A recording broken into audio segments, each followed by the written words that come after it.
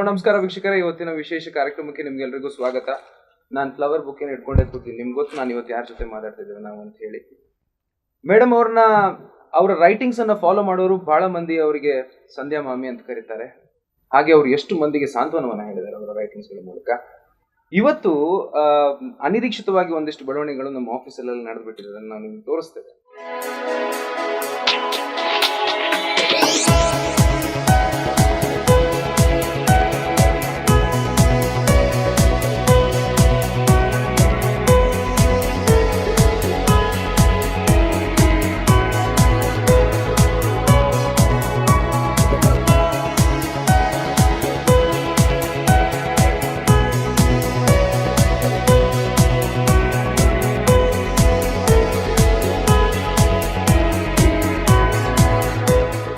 ನಮಸ್ಕಾರ, ನಿಮ್ಗೆಲ್ಲರಿಗೂ ಕಾರ್ಯಕ್ರಮಕ್ಕೆ ಸ್ವಾಗತ.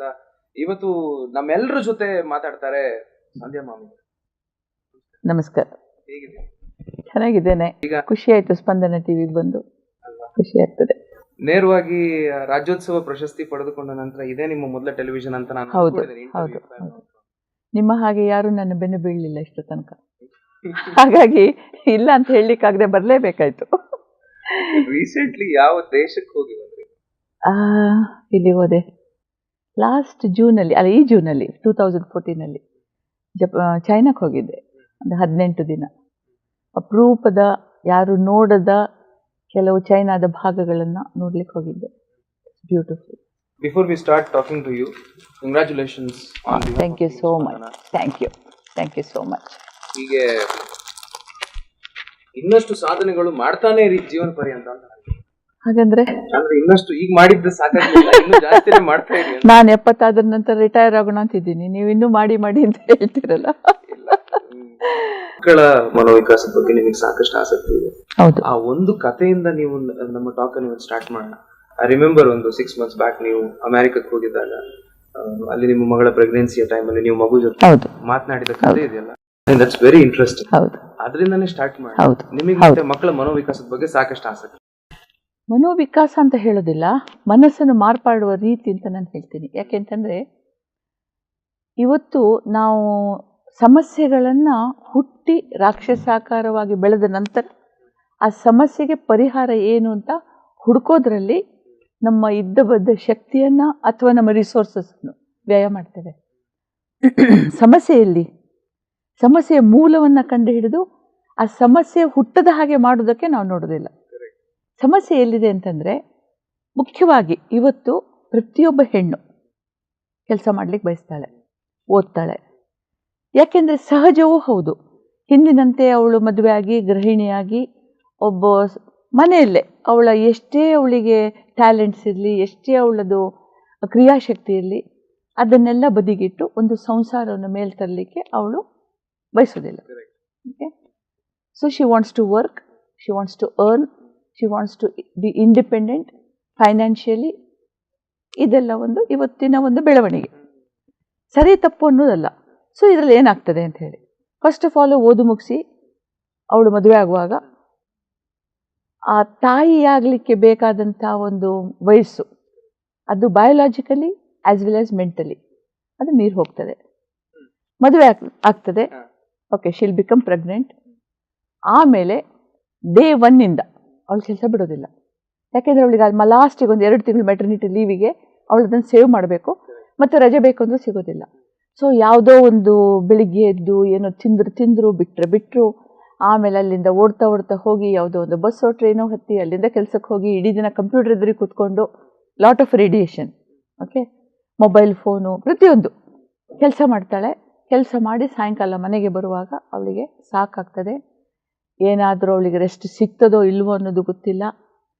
ಅಟ್ ದ ಸೇಮ್ ಟೈಮ್ ಏನಾಗ್ತದೆ ಅಂತಂದರೆ, ಇವತ್ತು ನಾವು ಎಲ್ಲಿದ್ದೀವಿ ಅಂತಂದರೆ, ಟೆಲಿವಿಷನ್ ಓಪನ್ ಮಾಡಿ ಅಥವಾ ಒಂದು ಗೂಗಲಿಗೆ ಹೋಗಿ ಅಥವಾ ಒಂದು ನ್ಯೂಸ್ ಪೇಪರ್ ನೋಡಲಿ, ಬೇಕಾದಷ್ಟು ಡಿಸ್ಟರ್ಬ್ ಮಾಡುವಂಥ ವಿಷಯಗಳು, ಕ್ರೈಮ್ ಇರ್ಬೋದು, ಆಕ್ಸಿಡೆಂಟ್ಸ್ ಇರ್ಬೋದು, ಅಥವಾ ರೋಗಗಳ ಬಗ್ಗೆ ಇರ್ಬೋದು, ಈ ಥರದ ಇನ್ಪುಟ್ಸ್ ಅವಳಿಗೆ ಬೀಳ್ತಾ ಹೋಗ್ತದೆ. ಅಂದರೆ ಈ ಎಲ್ಲ ಒತ್ತಡಗಳಿಂದ ಆ ಭ್ರೂಣದ ಬೆಳವಣಿಗೆ ಯಾವ ರೀತಿಯಲ್ಲಿ ಆಗ್ಬೋದು ಅನ್ನೋದನ್ನು ಕಲ್ಪಿಸಿಕೊಂಡ್ರೆ ಹೆದರಿಕೆ ಆಗ್ತದೆ. ಆ ಮಗು ಹುಟ್ಟುವಾಗಲೇ ಈ ಥರದ ಒಂದು ಒತ್ತಡಗಳ ಕಣಜಾಗಿ ಬೆಳೀತದೆ. ಸೊ ಮುಂದೆ ಶಾಲೆಗೆ ಹೋಗುವಾಗ ನಾವು ಶಾಲೆಯಲ್ಲಿ ಬಹಳಷ್ಟು ಸಮಸ್ಯೆಗಳನ್ನು ನೋಡ್ತೇವೆ. ಟೀಚರ್ಸಿಗೆ ಇದನ್ನು ಹ್ಯಾಂಡಲ್ ಮಾಡ್ಲಿಕ್ಕೆ ಆಗೋದಿಲ್ಲ. ಇವತ್ತಿನ ವಿಜ್ಞಾನ ಸೂಪರ್ ಬೇಬೀಸ್ ಅಂತರೋ ಅಂತ ಆಲೋಚನೆ ಮಾಡ್ತಾ ಇದೆ. ಏನು ಅಂತಂದರೆ ಗರ್ಭದಲ್ಲಿರುವಾಗೇ ಮಕ್ಕಳಿಗೆ ಎಜುಕೇಷನ್ ಕೊಡೋದು. ಅಂದರೆ ಮಗು ಹುಟ್ಟುವಾಗಲೇ ತಂದೆ ತಾಯಿಗಳು ಅಥವಾ ಯಾರಾದ್ರೂ ಮಾತಾಡಿದ್ದು ಅರ್ಥ ಮಾಡ್ಕೊಳ್ಳೋಷ್ಟು ಬೆಳೆದಿರ್ತದೆ. ಬಹುಶಃ ಇನ್ನು ಮುಂದೆ ಬರೀಲಿಕ್ಕೂ ಕಲಿಸ್ತಾರಾ ಅಥವಾ ಹುಟ್ಟಿದ ಕೂಡಲೇ ಎದ್ದು ಓಡಾಡ್ಲಿಕ್ಕೆ ಕಲಿಸ್ತಾರಾ ಏನಂತ ಗೊತ್ತಿಲ್ಲ. ಬಟ್ ನಾವು ಮಹಾಭಾರತದಲ್ಲಿ ನೋಡಿದಂಥ ಅಭಿಮನ್ಯುವಿನ ಕಾನ್ಸೆಪ್ಟು ಇವತ್ತಿನ ಮನೋವೈಜ್ಞಾನಿಕರು ಮತ್ತು ನಮ್ಮ ಪಿಡಿಯಾಟ್ರಿಷಿಯನ್ಸು, ನಿಯೋನೆಟಾಲಜಿಸ್ಟು ಸೇರಿಕೊಂಡು ಕಾರ್ಯರೂಪಕ್ಕೆ ತರುವುದರಲ್ಲಿ ಒಂದು ಮಟ್ಟಿಗೆ ಸಫಲರಾಗಿದ್ದಾರೆ. ಅಂದರೆ ಸೂಪರ್ ಬೇಬಿ ಕಾನ್ಸೆಪ್ಟ್ ಈಗ ಆಲ್ರೆಡಿ ಎಕ್ಸೆಪ್ಟೆಡ್ ಥಿಂಗ್. ಸೂಪರ್ ಬೇಬಿಗಳಿಗೆ ಕಲಿಸ್ಬೋದು ಅಂತ ಆದರೆ ಹೊರಗಿನಿಂದ ಇನ್ಪುಟ್ಸ್ ಅನ್ನೋದು ಕಲ್ತ್ಕೊಳ್ತದೆ ಅನ್ನೋದು ನಾವು ಒಪ್ಪಬೇಕು. ಹಾಗಾದರೆ ಈ ಒತ್ತಡಗಳು, ಈ ಗೊಂದಲಗಳು, ತಾಯಿಯ ಮೇಲಾಗುವಂತಹ ದೌರ್ಜನ್ಯಗಳು, ತಾಯಿಯ ಮನೋಸ್ಥಿತಿ, ಆಹಾರಾಭ್ಯಾಸ, ಚಿಂತನೆ ಎಲ್ಲವನ್ನೂ ಮಗು ಅದನ್ನು ಅಬ್ಸರ್ವ್ ಮಾಡ್ಕೊಳ್ತದೆ ಅಂತಾಯ್ತು. ಹಾಗಾದರೆ ಈಗ ಹುಟ್ಟುವ ಮಗು ಎಂಥ ಮಕ್ಕಳಾಗ್ತಾ ಇದ್ದಾವೆ ಅಲ್ವಾ?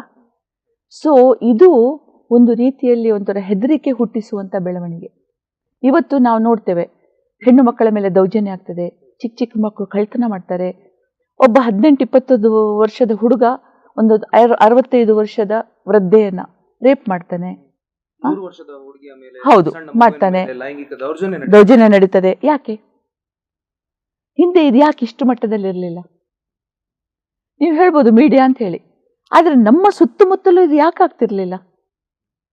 ಅಂದರೆ ಆ ಹುಟ್ಟುವ ಮಗುವಿನ ಸುಪ್ತ ಮನಸ್ಸಿನಲ್ಲಿ ಇಂಥ ಒಂದು ಇನ್ಪುಟ್ಸು ಆಲ್ರೆಡಿ ಇರುವುದು, ಒಂದು ಅವಕಾಶ ಸಿಕ್ಕಾಗ ಆ ಕ್ರೌರ್ಯ ಹೊರಗೆ ಬರ್ತಾ ಉಂಟು.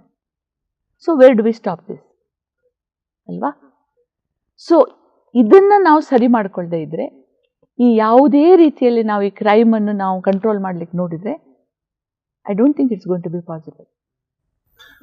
Certainly, madam, we will definitely speak about this crime and this rape, ಸಣ್ಣ ಮಕ್ಕಳ ಮಗುವಿನ ಮೇಲೆ ಅತ್ಯಾಚಾರದಲ್ಲ. ಆ ಕತೆ ಇದೆಯಲ್ಲ, ಆ ಕತೆ ಪದೇ ಪದೇ ನನಗೆ ಅದು ಮತ್ತೆ ಮತ್ತೆ ಹಾಂಟ್ ಮಾಡುವಂಥದ್ದು. ಅದನ್ನು ನೀವು ಹೇಳಬೇಕು ವೀಕ್ಷಕರು. ಕೆಲವರಿಗೆ ಮಾತ್ರ ನೀವು ಹೇಳಿದಿರೋ, ಒಂದೆರಡು ಕಡೆ ಹೇಳಿದ್ದಿರಬಹುದು. ಹೇಳಿದ್ದೇನೆ. ಇದು ಒಂದು ಇಂಟ್ರೆಸ್ಟಿಂಗ್ ಒಂದು ಘಟನೆ ನಡೀತು. ನನ್ನ ಮಗಳಿಗೆ 7 ತಿಂಗಳು ಮುಟ್ಟುತ್ತಾ ಇರೋ, ಅಂದರೆ 7 ತಿಂಗಳಿಗೆ ಬೀಳ್ತಾ ಇರೋ ಹಾಗೆ ಅವಳಿಗೆ ಬೇಗ ಹೆರಿಗೆ ಆಗ್ತದೆ ಅಂತ ಹೇಳುವ ಒಂದು ಡಾಕ್ಟರ್ ಹೇಳಿದರು. ಸೊ ನನಗೆ ಒಂದು ಕರೆ ಬಂತು, ನೀವು ಬೇಗ ಬನ್ನಿ, ನಾನು 8 ತಿಂಗಳಾದ ನಂತರ ಹೋಗ್ತೀನಿ ನೆನೆಸಿದೆ. ಇಲ್ಲ ನೀವು ಬೇಗ ಬನ್ನಿ ಅಂತಂದರು. ಹೋದೆ, ಅವಳು ನಾರ್ಮಲ್ ಆಗಿದ್ಲು.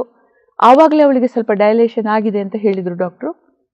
ಕಡೆಗೆ ನಾನು ಕೂತ್ಕೊಂಡು ಮಗುವಿನ ಹತ್ರ ಮಾತಾಡೋದು, ಹೊಟ್ಟೆಯಲ್ಲಿರೋ ಮಗುವಿನ ಹತ್ರ, ಇಷ್ಟು ಬೇಗ ಹೊರಗೆ ಬರಬೇಡ, ನಿನ್ನನ್ನು ಇನ್ಕ್ಯುಬೇಟ್ರಲ್ಲಿ ಇಡ್ತಾರೆ, ನಿನಗೆ ಅಮ್ಮನ ಹತ್ರ ಇಡೋಕ್ಕೆ ಬಿಡೋದಿಲ್ಲ, ಮನೆಗೆ ಕರ್ಕೊಂಡು ಹೋಗ್ಲಿಕ್ಕೆ ಬಿಡೋದಿಲ್ಲ, ನಿನಗೇನು ಗಡಿಬಿಡಿ, ಹಾಗಾಗಿ ನೀನು ಸ್ವಸ್ಥ ಒಳಗೆ ಇರು, ಒಳ್ಳೊಳ್ಳೆ ತಿಂಡಿ ತಿಂತಾಳೆ ನಿನ್ನಮ್ಮ, ಹಾಗಾಗಿ ನೀನು ಬೆಚ್ಚಗೊಳಗಿರ್ಬೋದು, 9 ತಿಂಗಳಾದ ನಂತರ ಬಂದರೆ ಸಾಕು ಅಂತ ಪದೇ ಪದೇ ಹೇಳೋದು. ಅವನಿಗೆ ಆವಾಗ ಗಂಡು ಮಗುದು ಗೊತ್ತಿತ್ತು, ಲಲ್ಲಬೀಸ್ ಹೇಳೋದು, ಸಣ್ಣ ಸಣ್ಣ ಕಥೆಗಳು ಹೇಳೋದು. ಆವಾಗ ನನ್ನ ಹೊಟ್ಟೆ ಹತ್ರ ಕೂತ್ಕೊಂಡು ಹುಚ್ಚ ಅಂತ ಹೇಳ್ತಾರೆ. ಹಾಗೆ ನನಗೂ ಹೇಳಿದರು. ಈಗ ನನ್ನ ಅಳಿಯ ಹೇಳ್ದ, ಅವನು ಪಿಡಿಯಾಟ್ರಿಷಿಯನು, ಅವ್ನು ಹೇಳ್ದ, ಏನು ನೀವು ಹೀಗೆ ಮಾತಾಡ್ತೀರಿ, ಆ ಮಗುವಿಗೆ ಗೊತ್ತಾಗ್ತದ? ನಾಳೆ ಗೊತ್ತಾಗ್ತದೋ ಇಲ್ಲೋ ಗೊತ್ತಿಲ್ಲ, ಆದರೆ ನನಗೊಂದು ತೃಪ್ತಿ ಸಿಗ್ತದೆ. ಅಂದರೆ each day is very precious ಅಲ್ವಾ? ಸೊ ಈಗ ನಾನು ಬಂದು 1 ವಾರ 10 ದಿನ ಆಯಿತು, ಅದಿನ್ನೂ ಹೊರಗೆ ಬರಲಿಲ್ಲ. So that is important to me. So at least 8 ತಿಂಗಳು ಕಳೆಯುವ ತನಕ ಕತೆ ಕೇಳ್ಕೊಂಡು ಒಳಗೆ ಕೂತ್ಕೊಳ್ತದೆ ಅಂತ ಆದರೆ, ಮತ್ತೆ 8 ತಿಂಗಳ ನಂತರ ನೋಡೋಣ, ಇಟ್ಸ್ ಓಕೆ ಅಂತ ಹೇಳಿ. ಸೊ ಇದು ಕಂಟಿನ್ಯೂ ಆಯಿತು. ಕೆಲವು ಸಲ ನಾವು ಒಳ್ಳೆ ಪಾರ್ಕ್ಗಳಿಗೆ ಹೋಗೋದು, ಕೂತ್ಕೊಂಡು ಹಿಂದಿನ ವಿಷಯ ಮಾತಾಡೋದು, ಅಥವಾ ಒಳ್ಳೆ ಮೂವಿ ನೋಡೋದು, ಒಳ್ಳೆ ಸಂಗೀತ ಕೇಳೋದು, ಇದನ್ನೆಲ್ಲ ಆಯಿತು. 9 ತಿಂಗಳು ಕಳೆದ್ರು ಹೊರಗೆ ಬರುವಂಥ ಸೂಚನೆನೇ ಇಲ್ಲ. ಡಾಕ್ಟ್ರಿಗೆ ಆಶ್ಚರ್ಯ ಆಯಿತು. ಬಿಕಾಸ್ ದಟ್ ಆ ಡೈಲೆಟ್ ಆಗಿದೆಯೇನು, ಅದು ಅಲ್ಲಿಗೆ ಸ್ಟ್ಯಾಗ್ನೇಟ್ ಆಯಿತು. ಕಡೆಗೆ ಇವಳು ನನ್ನ ಮಗಳು ಹೇಳಲಿಕ್ಕೆ ಶುರು ಮಾಡಿದ್ಲು, ನಿನ್ನ ಕತೆ ಹೇಳೋದು ನಿಲ್ಲಿಸದೇ ಇದ್ರೆ ಅವ್ನು ಹೊರಗೆ ಬರೋದಿಲ್ಲ, ನಾನು ಹೀಗೆ ಕೂತ್ಕೊಳ್ಬೇಕಾಗುತ್ತೆ, ಏನಂತ ನೋಡು ಅಂತ ಹೇಳಿ. Anyway the story ended like ಆ ಕಂಪ್ಲೀಟ್ 10 ದಿನ, 9 ತಿಂಗಳು 10 ದಿನ ಕಳೆದ ನಂತರ ನಾರ್ಮಲ್ ಆಗಿ ಡೆಲಿವರಿಯಾಗಿ ಮಗು ಹುಟ್ಟಿತು. ಆದರೆ ಅದರಲ್ಲಿ ಇನ್ನೊಂದು ತಮಾಷೆ ವಿಷಯ ಅಂತಂದರೆ, ನಾನು ಅವರಿಗೊಂದು ಲಲ್ಲಬಿ ಹೇಳ್ತಾ ಇದ್ದೆ, ಒಂದು ಜೋಗುಳ ಆಡ್ತಾ ಇದ್ದೆ. ಆ ಮಗು ಹುಟ್ಟಿದ ಕೂಡಲೇ ತಂದು ಒಂದು ವಾರ್ಮಿಂಗ್ ಡ್ರಾವರಲ್ಲಿ ಹಾಕ್ತಾರೆ ಮಗುವನ್ನು. ಡ್ರಾವರಲ್ಲಿ ಹಾಕಿದಾಗ ನಾನು ಹತ್ತಿರ ನಿಂತು, ನಾನು ಯಾರು ಗೊತ್ತಾಯ್ತಾ ನಿನಗೆ ಅಂಥೇಳಿ ಆ ಲಲ್ಲಬಿದು ಒಂದು ಸಾಲು ಹೇಳಿದರೆ ಆ ಮಗು ಕಣ್ಣು ತಿರುಗಿಸಿ ಹೀಗೆ ನೋಡ್ತದೆ. ಅಂದರೆ ಅದಕ್ಕೆ ಅರ್ಥ ಆಯ್ತಾ ಅಂತ ನನಗನ್ಸಿತ್ತು. ಆಮೇಲೂ ಕೂಡ ಅದು ಸಂಜೆ ಏನಾದರೂ ಹತ್ತರೆ ನಾನು ಹೀಗೆ ಹಿಡ್ಕೊಂಡು ಆ ಜೋಗುಳ ಹಾಡಿದರೆ ಅದು ಕೇಳ್ತಾ ಕೇಳ್ತಾ ಅದು ಶಾಂತವಾಗಿ ಮಲಗ್ತಾ ಇತ್ತು. ಅಂದರೆ ನನ್ನ ಪ್ರಕಾರ ಆ ಮಗುವಿಗೆ ಅದು ಅರ್ಥ ಆಗ್ತದೆ. ನಾನು ಹೇಳಿದ್ದಿರ್ಬೋದು ಅಥವಾ ನನ್ನ ಸ್ವರದ ಗುರ್ತಿತ್ತದಕ್ಕೆ. ಹಾಗಾದರೆ ಇದು ಸಾಧ್ಯ ಅಂತ ಅನ್ಸೋದಿಲ್ವಾ? ತಂದೆ ತಾಯಿ ಇಬ್ಬರು ಕೆಲಸ ಮಾಡ್ತಾರೆ. ಮಗುವಿಗೆ 3 ತಿಂಗಳಾಗ್ತಾ ಇದ್ದ ಹಾಗೆ ಅದು ಒಬ್ಬ ಮನೆಯಲ್ಲಿ ಯಾರೋ ಒಂದು ದಾಯಿಯೋ ಯಾರೋ ಸಂಬಡಿ ಟು ಲುಕ್ ಆಫ್ಟರ್ ಅದರ ಹತ್ರ ಬೆಳೆಯುತ್ತೆ. ಇಲ್ಲದೆ ಡೇ ಕ್ರಶ್ಗೆ ಹೋಗುತ್ತೆ, ಡೇ ಕೇರಿಗೆ ಹೋಗುತ್ತೆ. ಅಲ್ಲಿ ಏನಾಗಿದೆ ಅಂತಂದರೆ ಆ ವಯಸ್ಸಿನಲ್ಲಿ ಅದಕ್ಕೆ ಬಹುಮುಖ್ಯವಾಗಿ ಬೇಕಾಗಿದ್ದು ಆ ತಂದೆ ತಾಯಿಯರ ಜೊತೆಗಿನ ಒಂದು ಬಾಂಡಿಂಗು. ಅದು ತಾಯಿಯ ಸಾನ್ನಿಧ್ಯವನ್ನು ಬಯಸ್ತದೆ, ತಾಯಿಯ ಜೊತೆ ಮಡಿಲಲ್ಲಿ ಮಲಗಲಿಕ್ಕೆ ಬಯಸ್ತದೆ, ತಾಯಿಯ ಅಪ್ಪುಗೆ ಬಯಸ್ತದೆ. ಇದ್ಯಾವುದೂ ಸಿಗುವುದಿಲ್ಲ. ಅಲ್ಲಿ 10ರೊಡನೆ 11 ಬೆಳೀತದೆ. ಅಥವಾ ಮನೆಯಲ್ಲಿ ದಾಯಿ ಕಲ್ಚರಲ್ಲಿ ಬೆಳೀತದೆ. ಅವಳು ಕೆಟ್ಟ ಮಾತಾಡ್ಬೋದು, ಅವಳಿಗೆ ಒಂದು ದಿನ ಪೇಷನ್ಸ್ ಇಲ್ದಿರ ಹೊಡಿಬೋದು, ಜಿಗಟ್ಬೋದು. ಎಷ್ಟೋ ಡೇ ಕೇರ್ ಸೆಂಟರ್ಗಳಲ್ಲಿ ನಾನು ಕೇಳಿದ್ದೇನೆ, ಅವರಿಗೆ 30-40 ಮಕ್ಕಳನ್ನು ಹ್ಯಾಂಡಲ್ ಮಾಡ್ಲಿಕ್ಕೆ ಆಗೋದಿಲ್ಲ. They give a small sleeping dose to the child and put the child to sleep. ಅದು ಇದೆ ಅಂತೆ. ಅದು ಅದ್ರ ಮೇಲೆ ಏನು ಪರಿಣಾಮ ಬೀರ್ತದೆ ನಂಗೆ ಗೊತ್ತಿಲ್ಲ. ಆದರೆ ಈ ಸಾನ್ನಿಧ್ಯದ ಕೊರತೆ, ಈ ಬಾಂಡಿಂಗಿನ ಕೊರತೆ ಇಂದ ಮಕ್ಕಳಿಗೆ ಕನ್ಫ್ಯೂಸ್ ಆಗ್ತದೆ. ಅಂದರೆ ತನಗೆ ಯಾರೂ ಇಲ್ಲ ಅಂಥೇಳಿ ತನ್ನ ಅನಿಸಿಕೆಗಳನ್ನ ಒಂದಿನ ಅದಕ್ಕೇನೋ ನೋವಾಗ್ತದೆ, ಹೇಳ್ಕೊಳ್ಳಿಕ್ಕೆ ಯಾರಿಲ್ಲ, ಭಯ ಆಗುತ್ತೆ, ಹೇಳ್ಕೊಳ್ಳಿಕ್ಕೆ ಯಾರಿಲ್ಲ. ಇನ್ನೊಂದು ಕಲ್ಚರ್ ಬಂದಿದೆ ನಮ್ಮಲ್ಲಿ. ಮಗುವಿಗೆ 1 ವರ್ಷನೂ ಆಗಬೇಕು ಅಂತಿಲ್ಲ, ಅದನ್ನು ಬೇರೆ ರೂಮಲ್ಲಿ ಹಾಕಿ ಮಲಗಿಸ್ಬಿಡ್ತಾರೆ. ಅದು ತಪ್ಪು ಅಂತ ನಾನು ಹೇಳೋದಿಲ್ಲ. ಯಾಕೆಂತಂದರೆ ಆ ಮಗು ರಾತ್ರಿ ನಿದ್ರೆ ಇಲ್ದಿದ್ರೆ ಆ ತಾಯಿಗೆ ಮಾರನೇ ದಿನ ಅವಳು ಕೆಲಸ ಮಾಡೋ ಕಡೆ ಕಷ್ಟ ಆಗುತ್ತೆ. She needs that 8 hours sleep. ಆಯಿತಾ? ತನ್ನ ಸೌಂದರ್ಯ ಹಾಳಾಗುತ್ತೆ, ತನ್ನ ಕೆಲಸದಲ್ಲಿ ಕೊರತೆ ಉಂಟಾಗುತ್ತೆ. ಆ 8 ಗಂಟೆ ನಿದ್ದೆ ಅವಳಿಗೆ ಅತ್ಯವಶ್ಯಕ. ಇನ್ನೊಂದು ರೂಮಲ್ಲಿ ಹಾಕ್ತಾಳೆ, ಆ ಮಗು ಅಳುತ್ತೆ, ಹೆದರುತ್ತೆ, ಬೆಡ್ ವೆಟ್ ಮಾಡುತ್ತೆ, ಏನೇನೋ ಮಾಡುತ್ತೆ. ಆ ಹೆದರಿಕೆಯನ್ನು ತಣಿಸ್ಲಿಕ್ಕಲ್ಲಿ ಯಾರಿಲ್ಲ. ಸೊ ಆ ಇನ್ಸೆಕ್ಯೂರಿಟಿ ಮತ್ತು ಆ ಬಾಂಡಿಂಗಿನ ಕೊರತೆಯಿಂದ ಆ ಮಗು ನರಳುತ್ತೆ. ಬೆಳೀತಾ ಅದಕ್ಕೆ ಬೇರೆಯವರ ಜೊತೆಗೆ ತನ್ನ ಅನಿಸಿಕೆಗಳನ್ನ ಶೇರ್ ಮಾಡುವ ಕೆಪಾಸಿಟಿಯೇ ಹೊರಗೋಗುತ್ತೆ. ಶಾಲೆಯಲ್ಲಿ ಹೊಡೆಸ್ಕೊಳ್ಳುತ್ತೆ, ಮನೆಗೆ ಬಂದು ಹೇಳೋದಿಲ್ಲ. ಯಾಕೆಂದರೆ ಅದು ಹೇಳೋದು ಏನು ಅಂತದ್ದು ಗೊತ್ತಿಲ್ಲ, ನಾವು ಅದು ಕಲಿಸಲಿಲ್ಲ. ಈಗ ನಾವು ಎಷ್ಟೋ ಸಲ ಹೇಳ್ತೀವಿ, ಹಿರಿಯ ಸೀನಿಯರ್ ಸಿಟಿಸನ್ಸನ್ನು ತಂದೆ ತಾಯಂದಿರನ್ನು ರಸ್ತೆಯಲ್ಲಿ ಬಿಟ್ಟು ಹೋದ, ಮಾಲಲ್ಲಿ ಬಿಟ್ಟು ಹೋದ, ಓಲ್ಡ್ ಏಜ್ ಹೋಮಿಗೆ ಹಾಕಿದ, ಇದನ್ನೆಲ್ಲ ಕೇಳ್ತಾರೆ. ಇದರಲ್ಲಿ ಯಾಕೆ? ನಾವೇ ಮಾಡಿಕೊಂಡಂಥ ಒಂದು ವಿಷವರ್ತುಲ. ಸಣ್ಣವರಿರುವಾಗ ಆ ಎಳೆವೆಯಲ್ಲಿ ಆ ಮಗುವಿಗೆ ಬೇಕಾದ ಸಾನ್ನಿಧ್ಯವನ್ನು ನಾವು ಕೊಡಲಿಲ್ಲ. ನಮ್ಮ ವೃದ್ಧಾಪ್ಯದಲ್ಲಿ ಅದರ ಸಾನ್ನಿಧ್ಯ ನಮಗೆ ಸಿಗುವುದಿಲ್ಲ. Very very simple.